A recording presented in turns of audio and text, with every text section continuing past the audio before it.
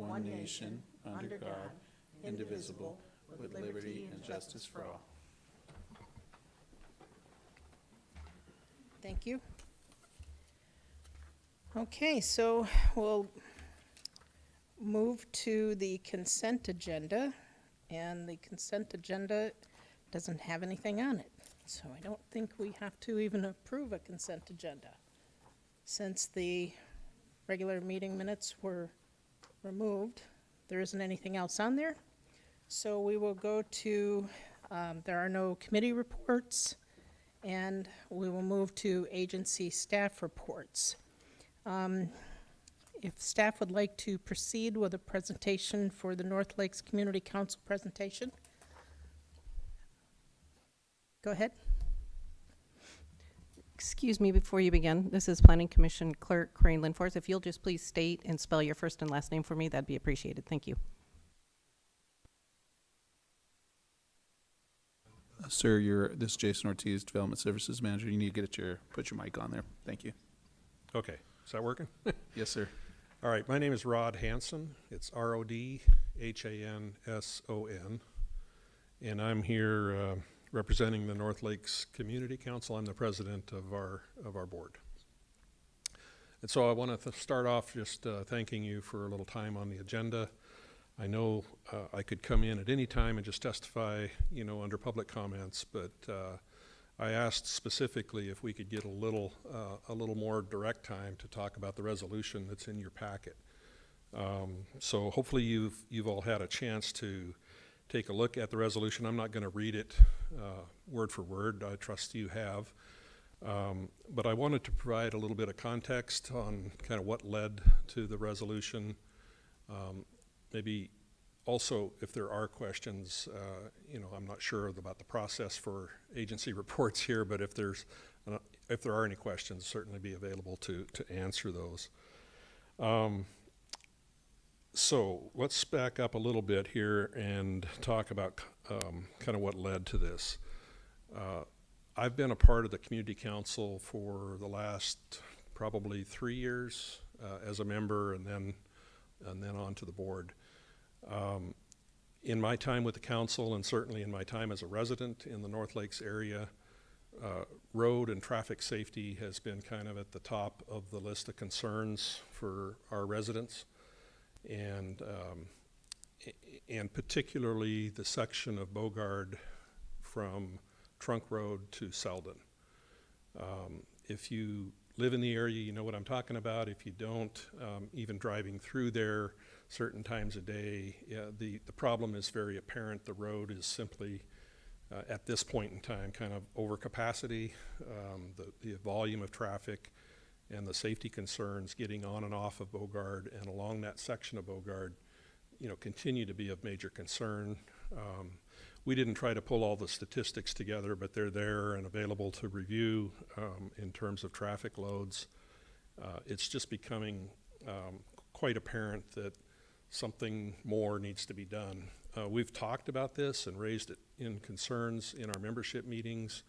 We've shared our concerns with those who attend, and we've been encouraged by a couple of the state senators that normally attend our meetings to get them down in writing and do some sort of resolution and get it in front of folks like yourselves who can understand it and take some action. So Senator Schauer and Senator Wilson both strongly encouraged that. So did your planning department.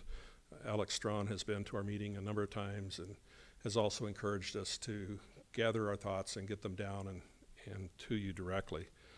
And then with the more recent development of the MVP, MPO, the Municipal Planning Office, they've also encouraged us to do the same. So we finally kind of got a little better organized, got our thoughts on paper, and that's what you see in the resolution. We created a committee a couple years ago that's focused on road and traffic safety. That is a pretty active committee. They're meeting monthly outside of our normal membership meetings and trying to really understand process and status of various projects and be a communications link between membership and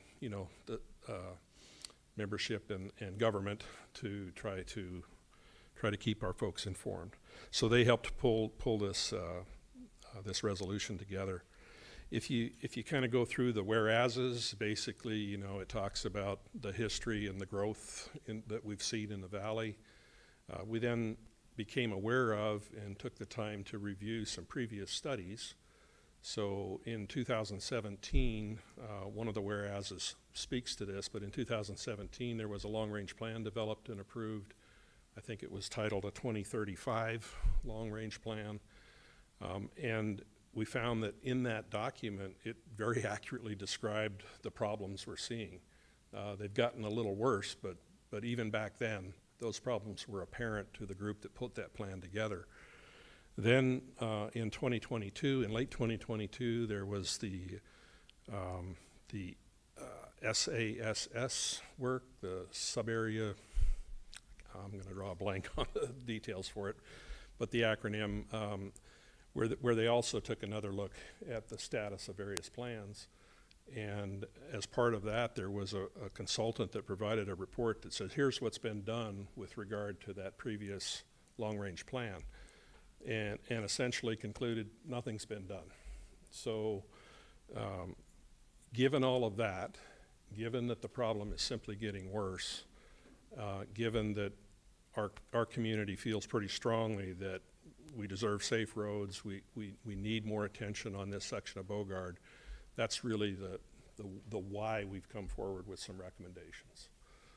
And the recommendations, again, I'm not gonna go through them in detail.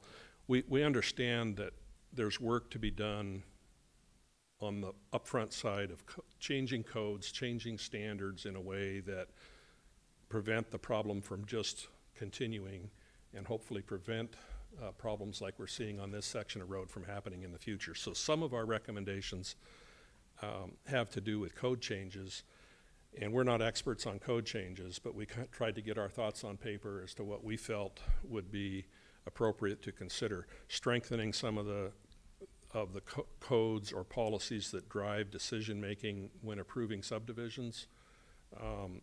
We've reviewed some recent subdivisions just in the last month, where it appears to us that the effort around traffic planning, so looking at current traffic loads and projected traffic loads, it's being done, but it's being done very, I think, myopically, looking at just that subdivision and the connecting roads. It doesn't really appear to consider the broader impact to the infrastructure, you know, downstream of those subdivisions.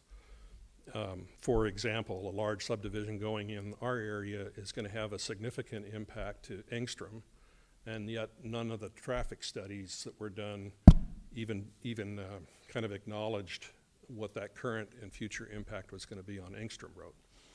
So we recognize there's some code improvements that we'd like to see, and we kind of stand ready to participate and you know, work with the planning department, work with whoever we can to try to make some of those changes. We've seen development happen where it was clear to everybody looking at it, it was going to be commercial development, and yet we're told that not necessarily your hands, but the hands of the planning board are tied. They can't even ask a petitioner whether it's, you know, what that land use is. And so then you end up with a road, you know, an intersection that is designed for like a residential level development, and clearly the development is commercial, and now you have an inadequate intersection. So those are the kinds of things that we'd certainly like to see addressed with code changes to help prevent problems in the future. We hope to work with the state of Alaska to try to understand if there's any possibility of having that section of road deemed a safety corridor like happened out on the Connect-Goose Bay Road. We would hope that if we were able to do that, we would see maybe increased law enforcement, increased you know, monitoring of traffic, of speeding and unsafe activity in the area. So whether or not that can happen is to be determined, but we wanted to get it down as a recommendation, and we're beginning the process of outreach to the Department of Transportation on that. We realize that solutions are not all about just the roads and cars and vehicles, but also we need to be thinking about pedestrian traffic, bicycle traffic, even motorized, ATV type traffic that happens frequently up and down the Bogard corridor, and finding ways of doing that safely. Looking at public transit as a way of, improving public transit in a way that helps reduce traffic and congestion through this area. We did have an opportunity. In fact, I'm glad the timing kind of worked out the way it did. But our first priority was to try to get in front of the policy board for the MVP MPO office, and we were able to do that. And I had a similar discussion with them about what led up to this resolution. And there was a little bit of dialogue, and it was very encouraging because I heard both from the borough and the state that what I heard kind of said, we agree with your observations, we agree with some of your recommendations, and there are some activities underway to help address those things. So that was encouraging, and I liked that it was an audience that was kind of, all of the different people that could play a role are kind of in one group. And so we really hope to work closely with that organization as they put together plans for this area. We're in the heart of that new MPO, and Bogard-Selden is the primary corridor through our area. So we really hope that, quite frankly, by being a squeaky wheel, we can try to influence the decision making and influence maybe the people that have the purse strings and can make some decisions. I do plan to talk with the assembly tomorrow. We're not, we're just a volunteer group of people. We don't have a staff, but we're trying hard to reach out to the people that we can.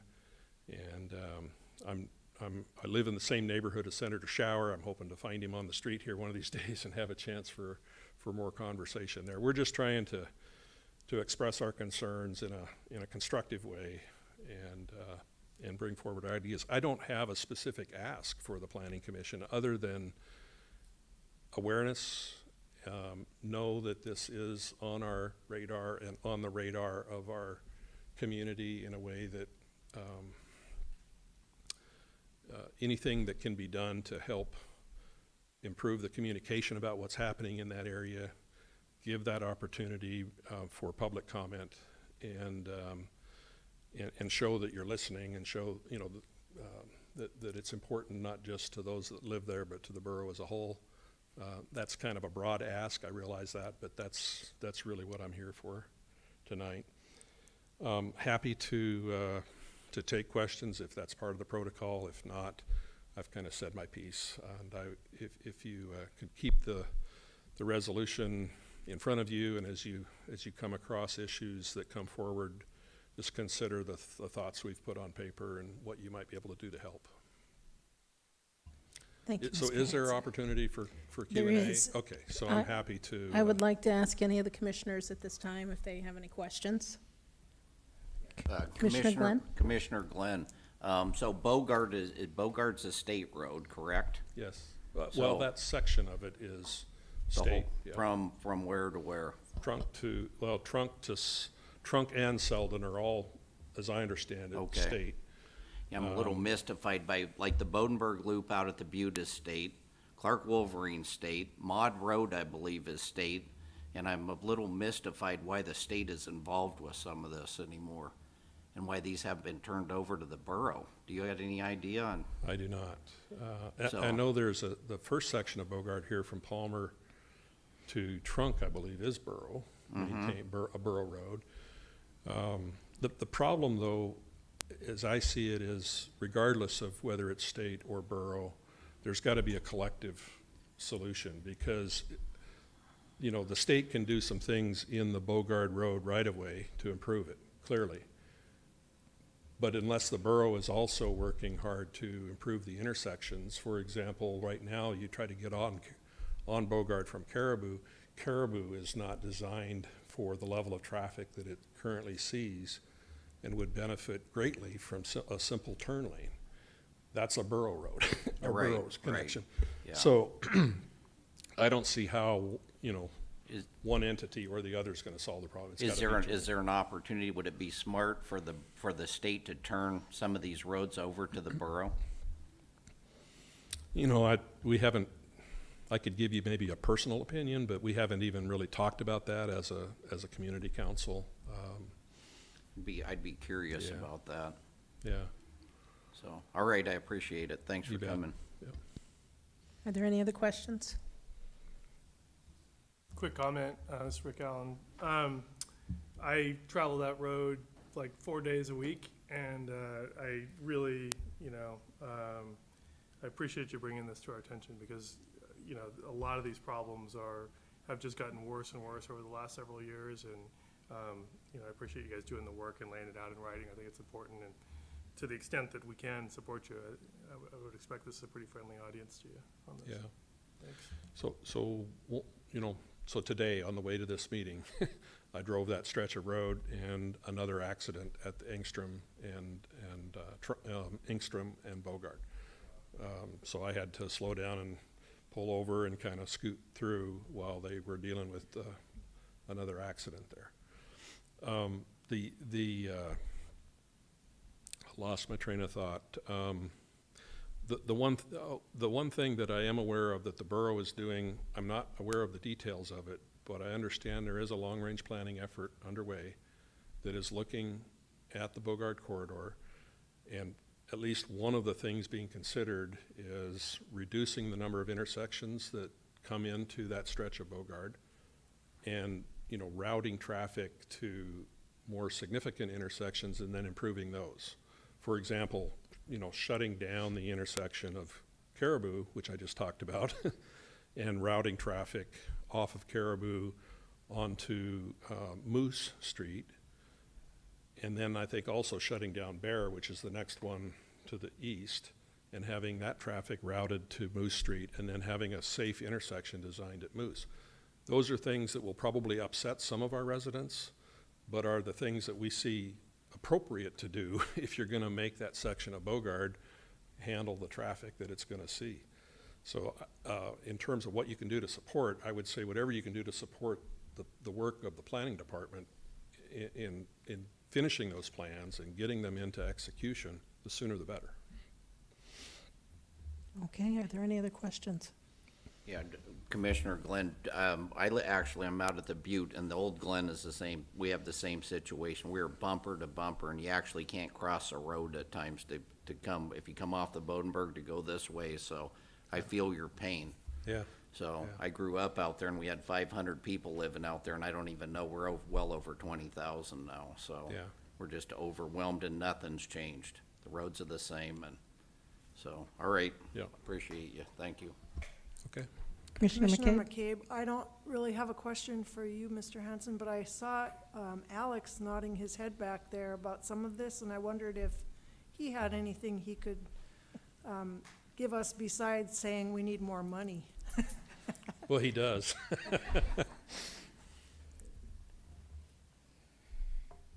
For example, the question that Commissioner Glenn asked about whether or not it would behoove us to have the state turn the land or the roads over to the borough. Go ahead. Through the mayor. Actually, the chair. Thank you. Through the chair. Thank you, Madam Chair. No, That's tomorrow night, I sorry. got promoted. Yeah.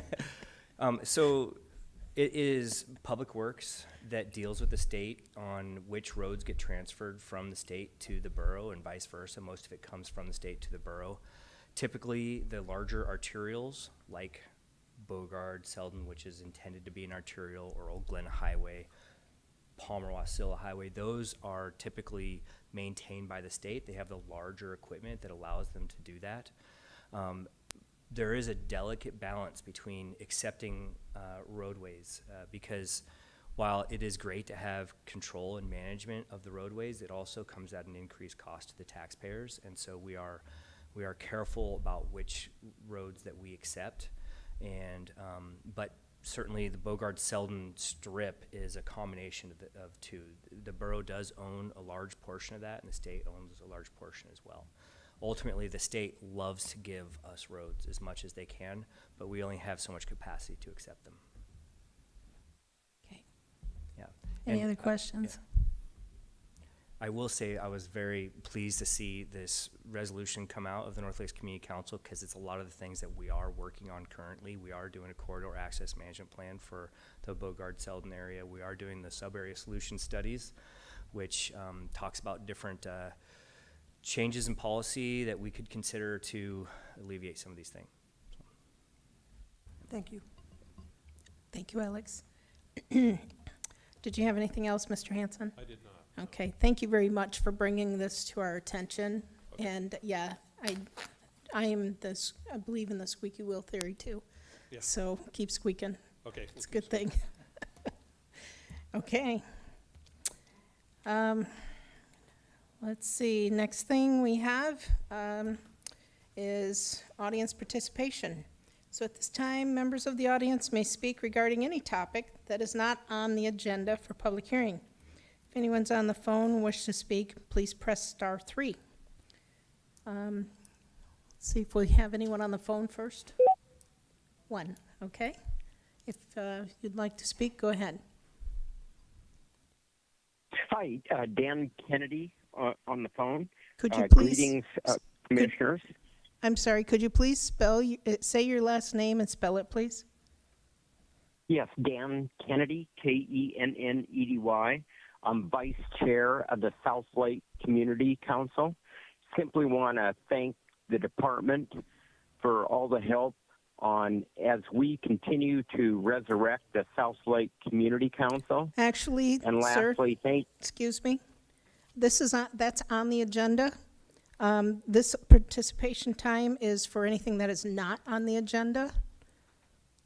So if you would like to wait until. Thank you, ma'am. Okay, there you go. Yes, I don't have an agenda in front of me. Thank you. No problem. I'll Here to help. stand down. Okay. Is there anyone else on the phone? Okay, do we have a sign-in sheet? Okay. Is there anyone in the audience that wish to speak about something that is not on the agenda? Okay. Hearing and seeing that there is not, is there any objection to closing audience participation? Hearing and seeing none, audience participation is closed. Okay, we are moving to our public hearing, quasi-judicial matters. All right, Resolution 24-08 is continuation. It's a conditional use permit in accordance with MSB 17.60, conditional uses for the operation of a marijuana retail facility. The proposed operation is at 4200 East Snyder Drive, tax ID number 5274 Bravo 03 Lima 007 Alpha.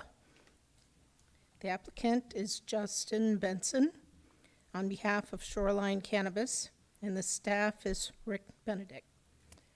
Okay, stand by.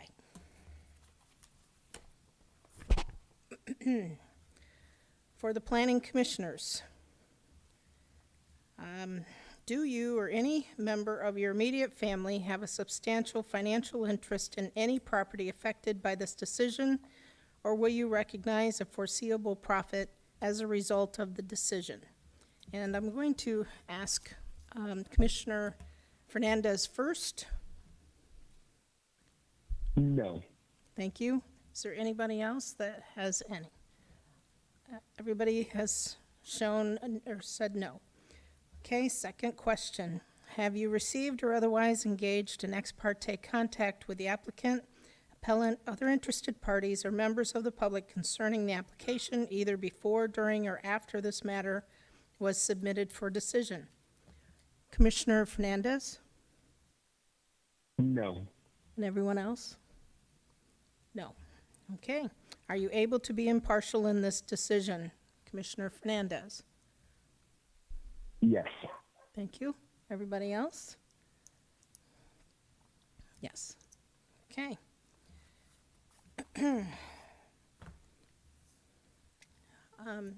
So I take it that Rick is not here today, and Peggy's going to be speaking. Is that the way I understand it? Yes. Okay. Why don't you go ahead? You can proceed, please. Thank you, Madam Chair, and the commissioners. The application material for this conditional use permit was in your packet. It's the same packet as was presented at the last meeting on June 17th. The handout is the new information garnered after staff had time to research the question that was brought up on that meeting. But the first item I'd like to address is within that handout, we had some communication with the applicant's representative, and since the applicant cannot be here today, and he would like it to be continued until August 5th, and of course that is at the commissioner's discretion. So if Madam Chair, if that could be the first item to be addressed, and then I'll just go on about the CUP. So when it was brought up for the June 17th meeting, staff was questioned about the location of the facility in relation to the Connect Charter School, and staff had to go back and find that information. The items that we were using prior to today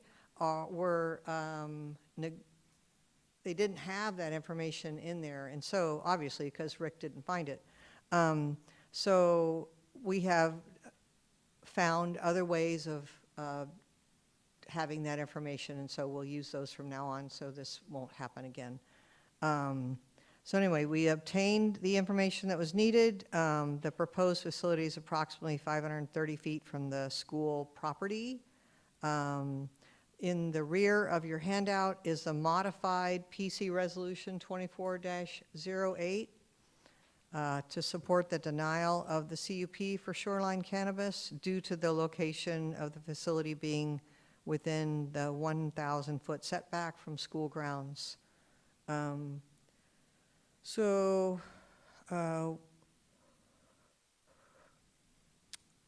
Yeah, the draft resolution is in your handout.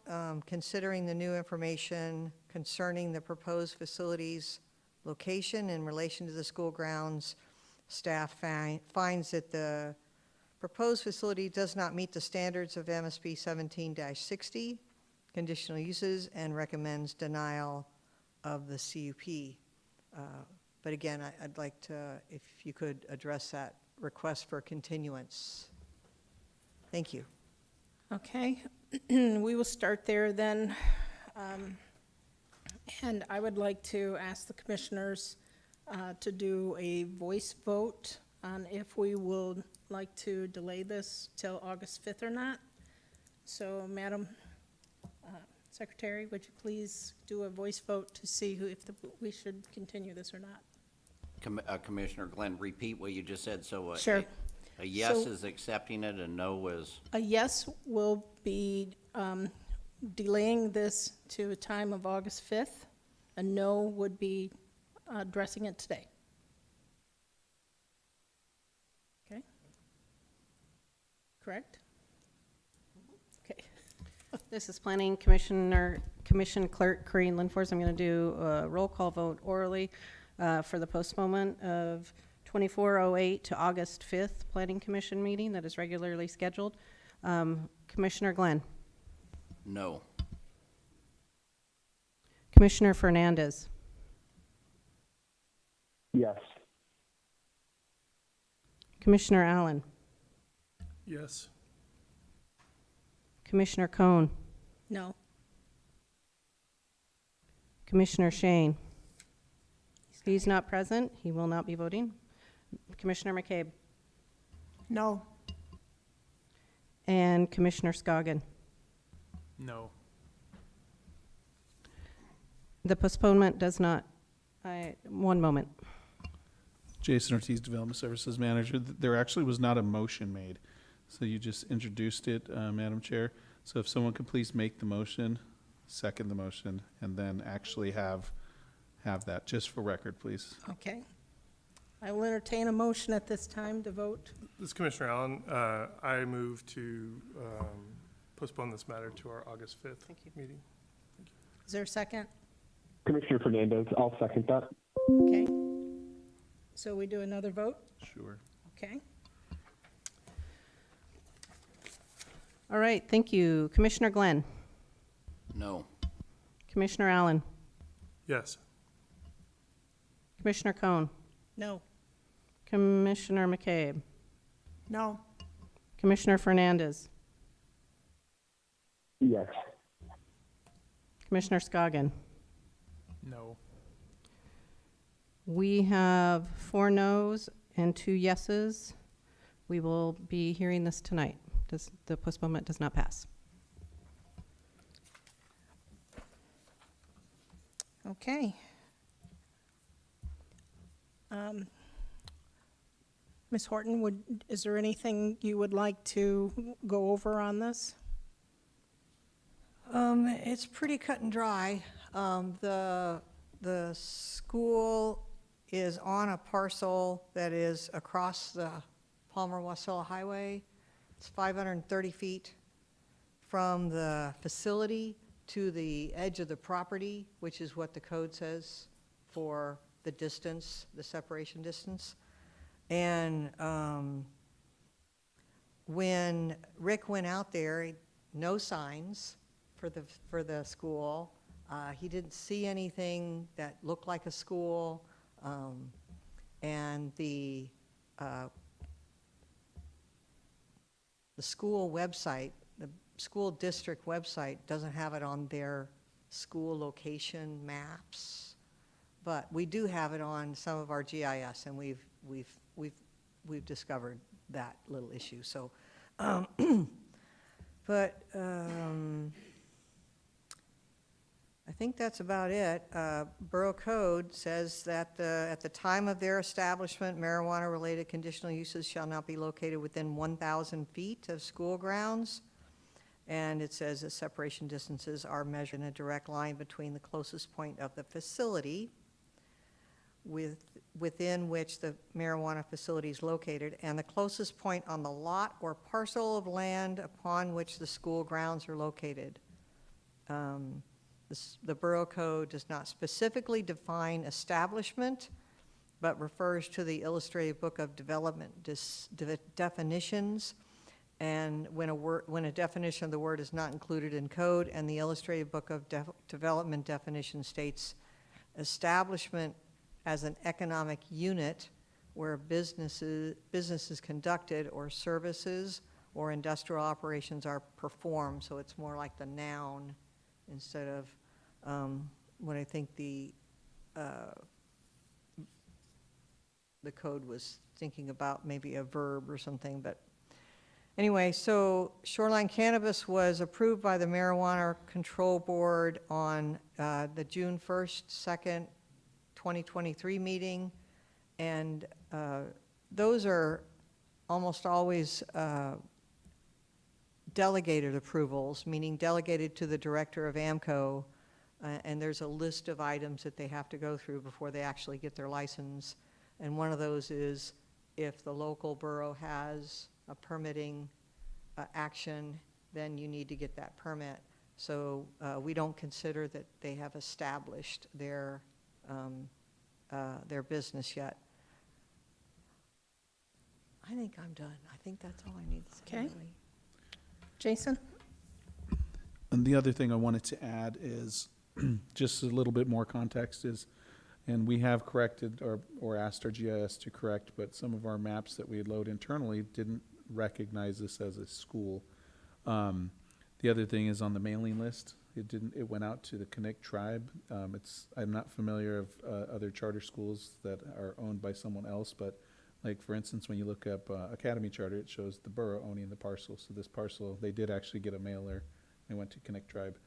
I did visit the location just to see, because I wanted to see how this error happened, because I didn't even know the school existed there.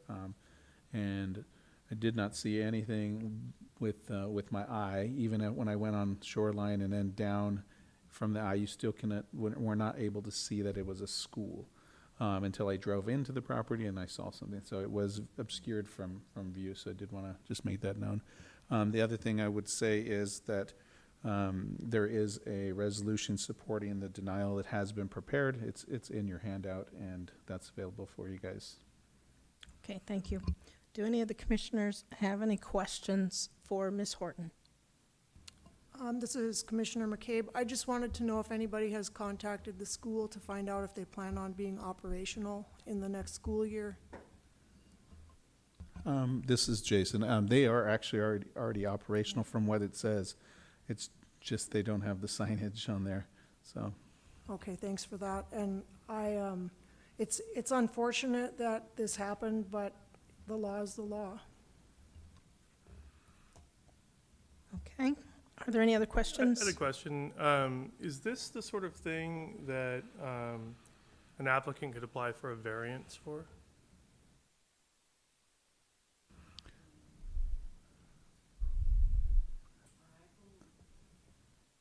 This is Peggy Fowler, sorry, Peggy Horton, sorry. Yes, I believe so. I believe 1765 would allow, possibly. Okay, thank you. The reason I asked is, my concern is if we told these people that they were good to go and they were going, and then their application was, spot on, and then they detrimentally relied on that, and then now, you know, we sort of pull the rug out from them. I see that as a potential problem for us as the borough. But This is Jason Ortiz, Development Services Manager. I'll respond to that. So at least I would say there's some of this onus is on the applicant to know that there's a school near there, and that information is asked in the application. I think the applicant's counsel could probably respond to some of that.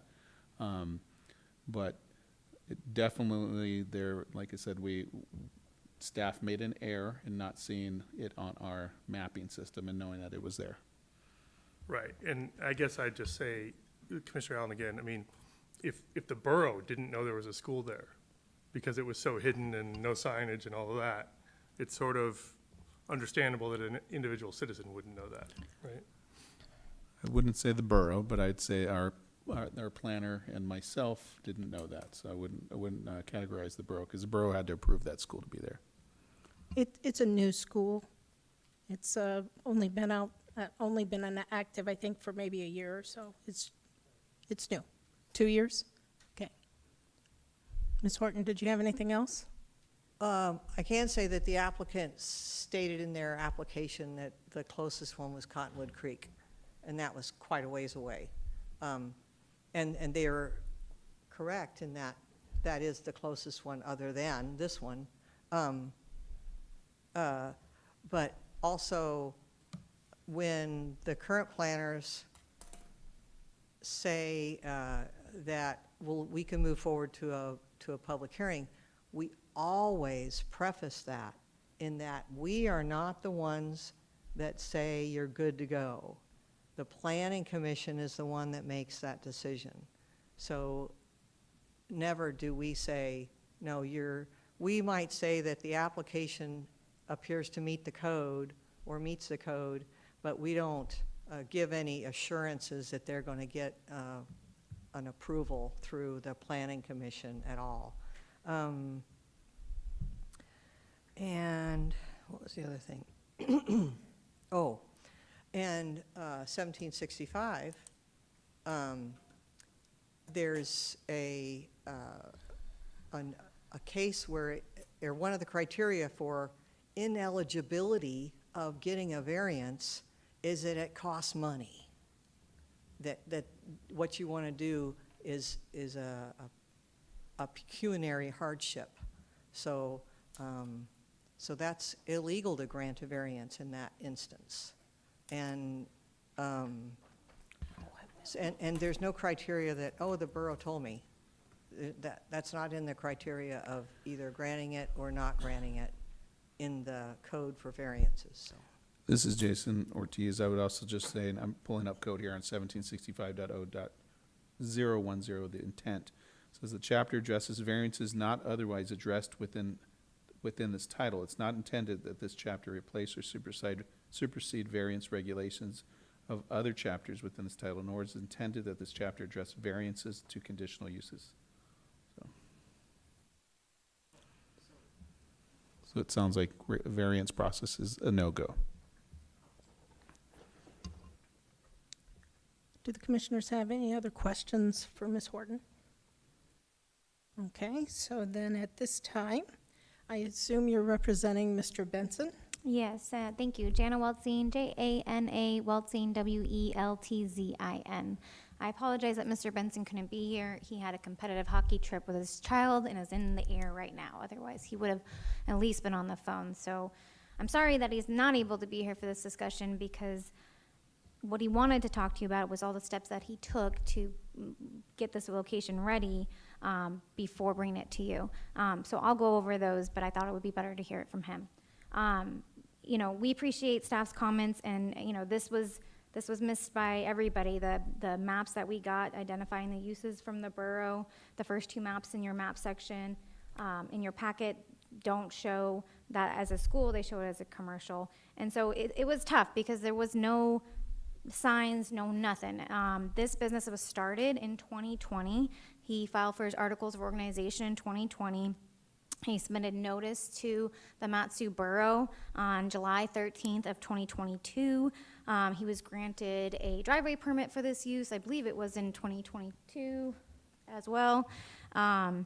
He didn't notify community council because there's not a community council that was active at the time. He posted public notice for this establishment in April of 2022, signed a lease in April of 2022, started paying rent in April of 2022, ran newspaper ads April 15, 2022, April 22nd, 2022, April 29th, 2022.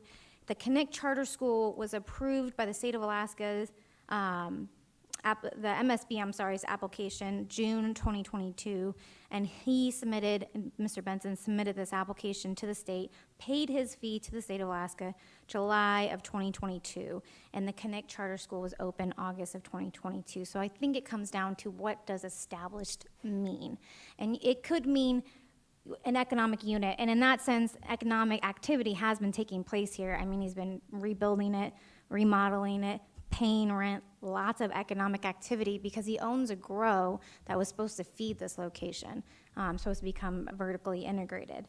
So the question is, man, you go through this whole process, you can't even submit your conditional land use permit to the planning department until you get approved by the Marijuana Control Board. So it's a catch-22.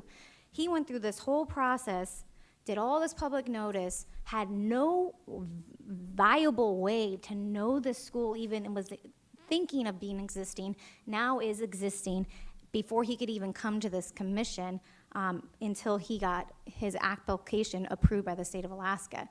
It's a chicken and egg situation. I mean, I've never kind of seen one like where the dates are so close and they just kind of line up.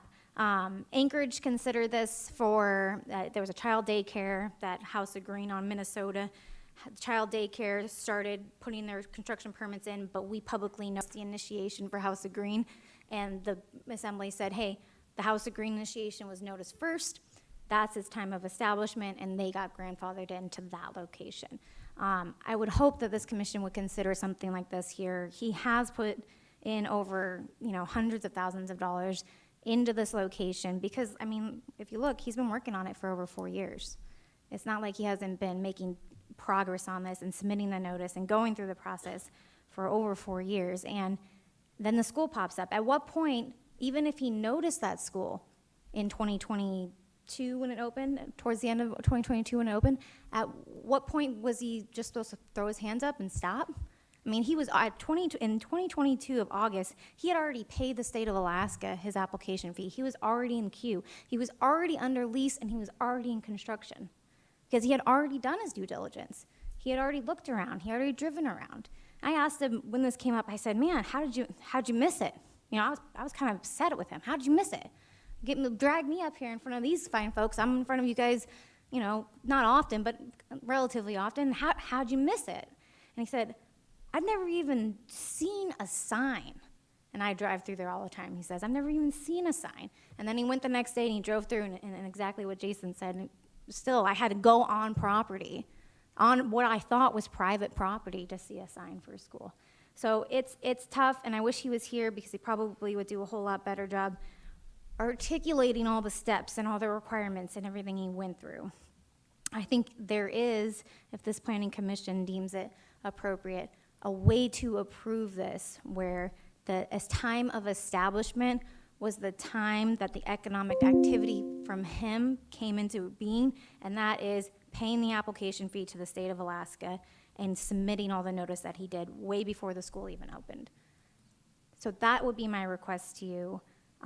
Again, I wish he was here for this, but again, I know a lot of you have kids. I have a child, and this was already in the calendar, and he was already flying for this meeting. So that would be my request, and I'm happy to answer questions.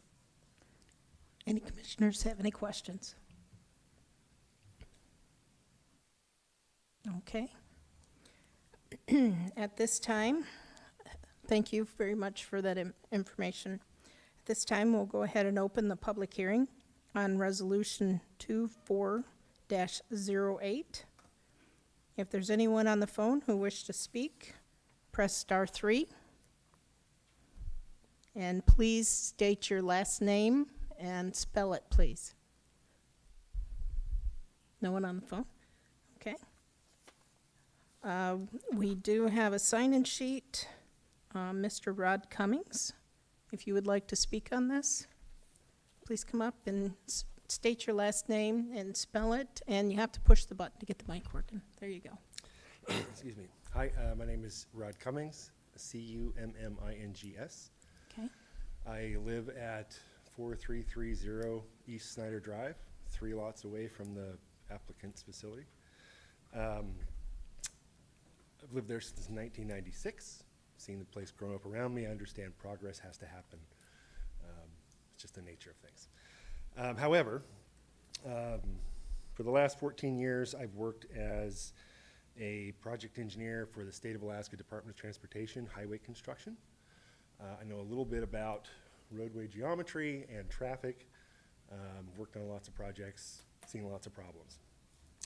What I wanted to point out, and I don't think that anybody is aware, Snyder Drive was recently reconstructed just a few years ago by the borough. During that reconstruction, the geometry changed on Snyder, and it is not a consistent width anymore. It used to be a gravel road. It's now paved. It's great. Love it. But right at the approach from Snyder Drive to the Palm West Hill Highway, Snyder narrows about 3 feet. Headed east to west, as you come up to that approach, the road narrows. If you cross that approach, you go into a cul-de-sac. It's never designed for commercial traffic. That approach is very narrow, and Snyder Drive is very close to the Palm West Hill Highway. There's only room for 1 car to queue at the stop bar to the Palm West Hill. The applicant states in the application that there, in peak times, are going to be up to 50 cars an hour coming in and out of there. And I would like to testify that the geometry of that intersection simply cannot handle that many cars, even remotely close to that many cars. There just isn't enough room. So just wanted to point that out, and that's what I have to say. All right, thank you very much for your time. Is there anyone else who would like to speak? And there's no one on the phone? Just double checking. Okay. If you're on the phone and would like to speak, please state your last name and spell it.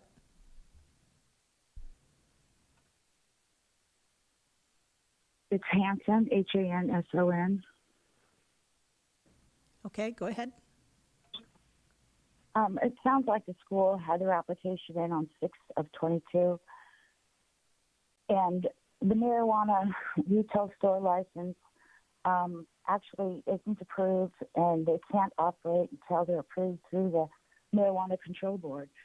So putting money into a facility and investing in it, there's no guarantee until it's passed. The borough needs to maintain the 1,000-foot setback from our schools, wherever they are. It's something that we owe our children. It's something that we need to stay with, and I hope that you do not allow this to take place. The money that they've invested it's either here or there, because they don't even, they didn't have their license when they started investing the money. And oversights do happen, but this is a very important oversight. The city of Anchorage even puts a 1,000-foot setback for all marijuana grows, including the standard and the 500 square foot grow. So they're all protected. The communities are protected in Anchorage, and we should protect our community as well. So please vote this down. Thank you. Thank you very much. Is there anyone else on the phone? Okay, one more time. Is there anyone in the audience who wishes to speak? Okay.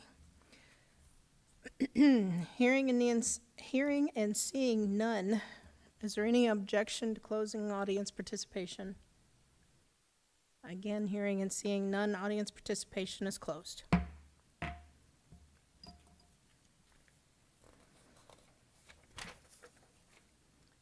Okay. Ms. Horton, do you have anything that you would like to speak about? And then we will go into discussion. No, Madam Chair. Okay, thank you. Okay. I first would like to ask the commissioners if they have any questions, or if there's any, well, actually, at this time, I will ask, do you have any other things that you would like to state? I would just state that the state of Alaska requires you to have proof of possession of your premises before you submit an application to the state of Alaska. So you can't have a situation where you don't invest money into the project, because you have to secure a lease or own the property. So you have to be investing money into this when you submit the application. Okay. All right. So at this time, I'll entertain a motion for Resolution 24-08. I'd like to make a motion for Resolution 24-08. I'll second it. Commissioner McCabe? Okay. Commissioner Glenn made the motion for Resolution 24-08, and Commissioner McCabe was the second. Is there any discussion?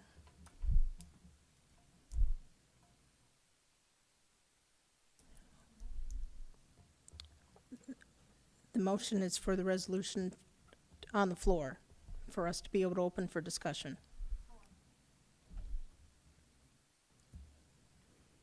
All right. Is there any discussion on Resolution 24-08? Sorry, you need to be clear. There are two resolutions, 2408. There is one that is approving it and one is denying it. So please be clear as to which resolution that you are discussing. Thank you. Unfortunately, they're numbered the same. I have it, but they're numbered the same. Okay. All right, so the resolution, since Commissioner Glenn, since you made the resolution, is this the resolution denying the Resolution 24-08, or the approval resolution? No, I'm denying it. Okay. Is that clear? Okay. Now, is there any discussion? Do I still need to second that? Yes, I you probably second it. do. Okay. All right. Are there any amendments for this resolution? No amendments. Okay. Are there any objections? Yeah, I object to the resolution. Okay. Thank you, for the record. Then I would like, there's an objection, we will vote on the resolution, and I would like to use voice vote. Planning Commissioner Clerk Corrine Linfors. We're going to do a roll call vote orally for the Resolution 2408 recommending failure. Commissioner Glenn. So a yes is recommend and failure and a no. Is that correct? Correct. Yes would Yes. recommend failure, no would, Yes. thank you. Commissioner Glenn voted no. I mean, yes, excuse me. Commissioner Allen, I'm going to vote no. Thanks. thank you. Commissioner Cohn, Yes. Commissioner McCabe, Yes. Commissioner Fernandez, No. and Commissioner Scoggin. Yes. The Resolution 2408 recommending failure has passed with 4 in favor, 2 opposed. The opposed are Allen and Fernandez.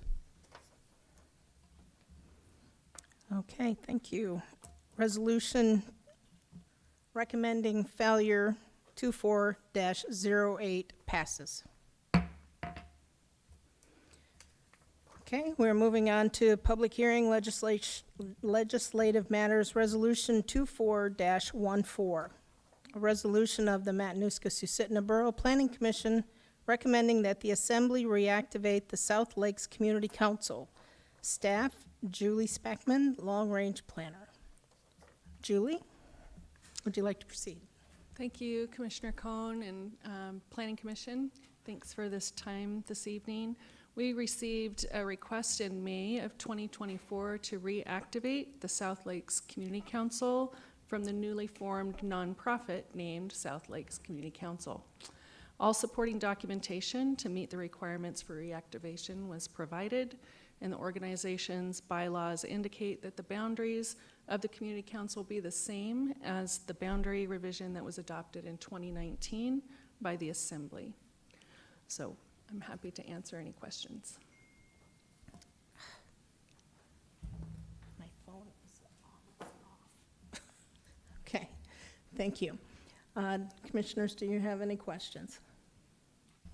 Commissioner Glenn, South Lakes, so encompasses exactly where? I believe Commissioner Cohn, can I answer him? Yes, yes, yes, go right ahead. I'm trying to learn all the protocol. We're just So- a little looser here than the Assembly. Okay, thanks.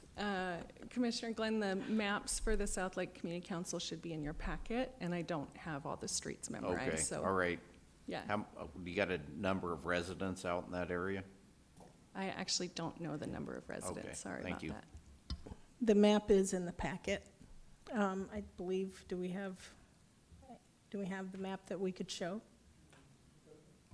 If you know what page it's on, this is Jason Ortiz. Do you know what page Oh, it's on? it's very late in the packet. I don't happen to know the page, but it's after page 200, I believe.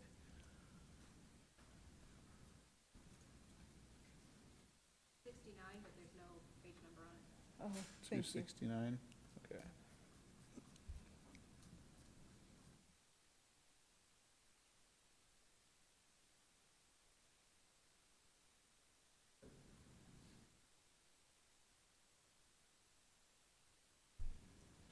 Okay, are there any other questions?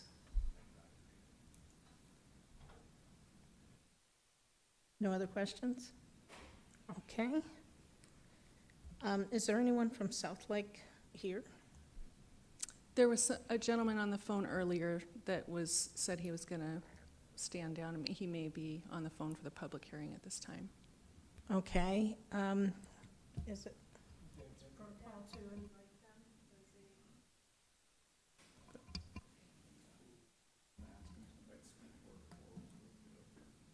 Okay. If the gentleman on the phone is speaking for the community council, if he would like to at this time, he could go ahead and speak. Thank you. Again, Dan Kennedy, Kennedy, address 4701 East Shoreline Circle. And accordingly, I'm vice chair of the newly formed board of directors. And we're very excited to be reactivating South Lakes Community Council. I want to thank staff for all their support and also the encouragement of the mayor, Edna DeVries, for reestablishment of the South Lake Community Council. It's pretty much the PW corridor. And that concludes my remarks. I'm available for any questions. Okay, thank you. Are there any questions from? All right, thank you very much. Okay, so at this time, we'll go ahead and open public hearing on Resolution 24-14. If there's anyone on the phone who wishes to speak, press star 3. Okay, please state your name, spell your last name. My name's Sam Hanson, Hanson. Welcome, South Lakes Community Council, because if South Lakes Community Council was a little earlier online, they would have been able to provide a lot of feedback on Resolution 24-08, which took place in their district. And our community council represents all the residents in those areas. And the councils are put together on behalf of the Matsu Borough. We work with your planning department, and we help share the voice of our area to you for what we want to see in our area representing the residents' voice. So wonderful that we have a new community council going, because our residents need to know what's going on and they need to be heard. And they might have had an opportunity to share their voice regarding Resolution 24-08. I'm really glad you voted the way you did tonight. So, Kennedy, welcome aboard. My name's Sam, and I think you took care of my dog, Jake. So thank you. Thank you. Yeah. There's anyone else who would like to? There's nobody else? Okay. Is there anyone in the audience who would like to speak?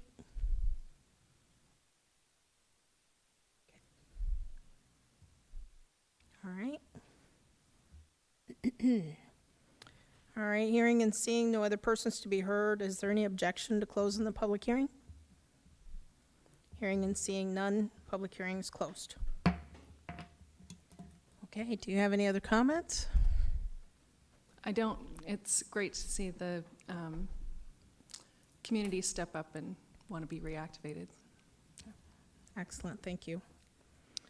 Okay, I'll entertain a motion for Resolution 24-14. This is Commissioner Allen. I'll move to pass Resolution 24-14, please. Is there a second? I'll second that. Okay. Commissioner Allen made the motion for Resolution 24-14. Commissioner McCabe, second. All right, is there any discussion?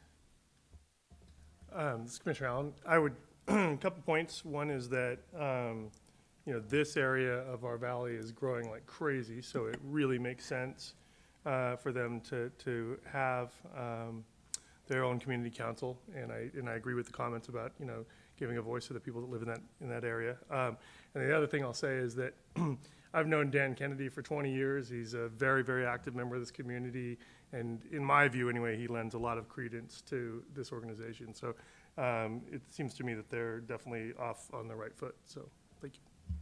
Thank you. Any other questions or comments? Commissioner McCabe, I have a comment. I just congratulate the community on finding enough people to come forward to pull together a community council, and I wish you all the best, providing we pass it, of course, that you have a long and successful entity. Thank you. Any other comments? Okay. I too would just like to say congratulations, number one, that you were able to pull it together to do that. That's hard to do sometimes in a community. I will be in favor of this. All right. Any other discussion? Okay. Are there any objections? No objections. Yep. Commissioner Fernandez, any objections? No. Okay, thank you. Okay, with no objections, hearing and seeing none, Resolution 24-14 passes. Congratulations to the South Lakes Community Council. All right, that takes us to commission business. Jason, is there anything that you would like to bring forward? Nothing that is not already printed in the packet. So if anyone has any questions, I'd be more happy to ask, but nothing. Okay. Then let's go to Director and Commissioner comments, and Jason, we'll go ahead and just stay with you to start. I don't think I have really too much to say. Remember, we had a quasi-judicial matter, and be mindful of appeal times and not to speak of that, and of upcoming quasi-judicial matters. And let's see, beyond that, CJ reminded me, or the chair reminded me, that the summer's more than halfway over, so try to get out and enjoy some of the weather. You don't have to rub it in. Okay. All right, let's start with Commissioner Allen then. No comments, thank you. Okay. Commissioner Glenn. No comment, thank you. Commissioner McCabe. Ditto, no comment. Commissioner Scoggins. No comment. Commissioner Fernandez. No comment. Thank you. Okay, and my comments are get out there and enjoy the summer. Have a great night. At this time, at 7:08,